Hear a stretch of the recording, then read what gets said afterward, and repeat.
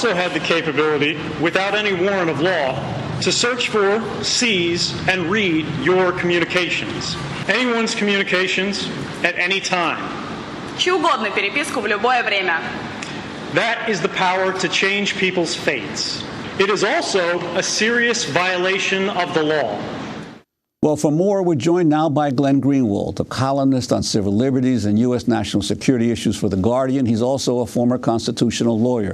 Greenwald first published Edward Snowden's revelations about the NSA surveillance programs and continues to write extensively on the topic. His most recent piece looks at the crux of the NSA story in one phrase: collect it all. Glenn Greenwald, welcome back to Democracy Now! Good to be back, Juan. Thanks. Well, Glenn, let's start your reaction to this latest hearing now, where now both Democrats and Republicans are beginning to seriously question government officials about the NSA scandal. It's very encouraging. It's really remarkable that if you look at what much of the American media is focused on, the trivialities and the personalities surrounding this story, it's completely divergent from what is taking place in the halls of Washington, in the FISA court, and in American public opinion. The most recent poll of Americans showed that they view Edward Snowden overwhelmingly as a whistleblower and not a traitor, because they know that the revelations for which he's responsible were extremely significant and things that they ought to know.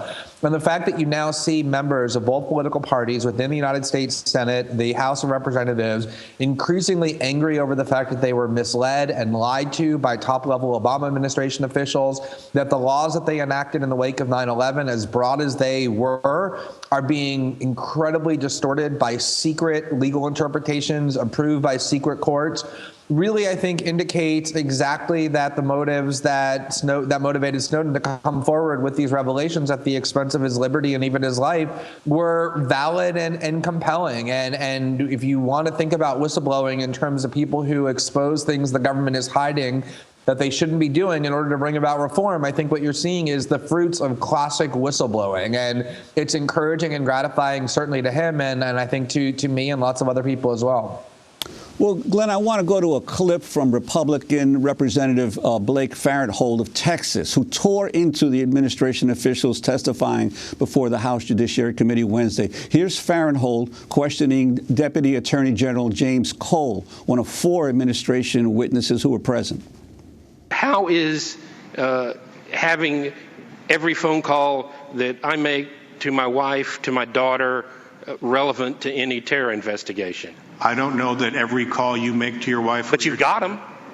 I don't know that they would be relevant, and we would probably not seek to query them because we wouldn't have the information that we would need to make that query.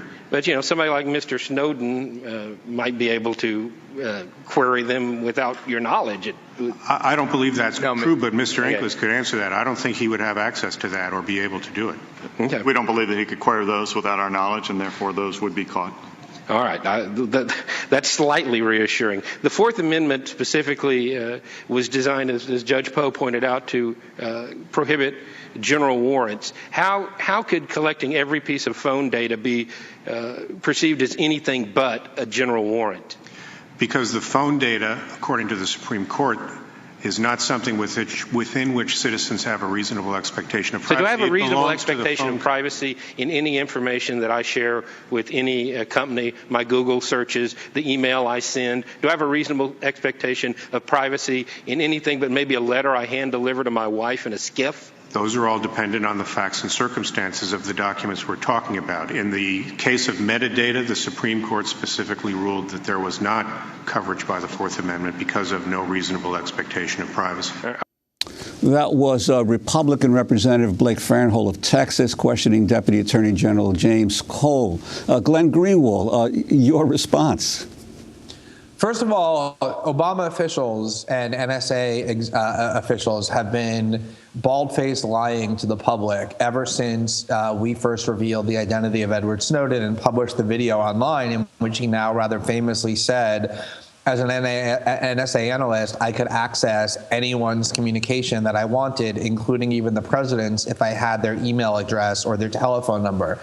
NSA officials came out and said that Mr. Snowden was lying about that, but NSA officials are lying about that, as that exchange just revealed.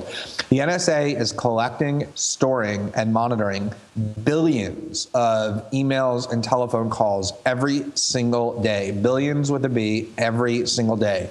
Once those communications, the content of those communications, are stored in the NSA system, any NSA analyst sitting at their terminal can query those communications, pull them up on their screen, and then listen to the telephone calls or read the emails or listen to, or read the content of the chats. Any NSA analyst has the technological capability to do that, exactly as Mr. Snowden said, and there are hundreds of documents, if not thousands, in our possession that prove that conclusively, including training manuals that tell the NSA analysts how to do that. There are legal constraints on their ability to do that. They're not supposed to read the communications of Americans without first getting individual warrants from the FISA court, but the technological and physical capability exists. All they have to do is click a few pull-down menus, and they have exactly what they want. The oversight is very poor to the extent it exists at all. And so what that exchange was really getting at was the extraordinary potential for abuse that this system not only has embedded within it, but virtually guarantees. We know from the Church Committee, from investigations, from how human nature functions, that if we allow a spying agency to collect all of our communications of American citizens, of people around the world, and do so in the dark with virtually no oversight, no need to go to a court except in the rarest of cases to get individual warrants, that power is going to be abused. And that, more than anything, is what prompted Mr. Snowden to step forward, was to tell Americans and the world that there has been this spying agency creating a ubiquitous spying program, an apparatus unlike anything we've seen before, that sweeps up all forms of human communication and is doing so unbeknownst to the citizenry which pays for it, in whose name it's being done. And it's a real threat to privacy, but also to democracy. Well, Glenn, I think it was particularly significant that Sensenbrenner, the author of the Patriot Act, is now telling the federal government, you've gone too far, and we're likely to withdraw your authority to do this if you don't begin to change what you've been doing. But I also wanted to go to another Republican who you have written about, and former two-term Republican Senator Gordon Humphrey of New Hampshire, who emailed Edward Snowden on Monday. And he wrote in part, quote, Mr. Snowden, provided you have not leaked information that would put in harm's way any intelligence agent, I believe you have done the right thing in exposing what I regard as massive violation of the United States Constitution. Having served in the United States Senate for 12 years as a member of the Foreign Relations Committee, the Armed Services Committee, and the Judiciary Committee, I think I have a good grounding to reach my conclusion. I wish you well in your efforts to secure asylum and encourage you to persevere. You wrote about this exchange of emails between Snowden and Gordon Humphrey. I think it's remarkable on several levels. I've been writing for years about the fact that civil liberties abuses and excessive government invasions are really the issue that can bridge the ideological gap and create these transpartisan, trans-ideological coalitions more than probably any other. And you've seen this over the past 10 years. The ACLU has long partnered with right-wing groups like the Christian Coalition to challenge the Patriot Act. And I think what you're seeing is lots of support for Mr. Snowden and for our NSA reporting on the left, groups like Amnesty International and the ACLU, Human Rights Watch, lots of liberals and progressives who have been outspoken in their support of these disclosures.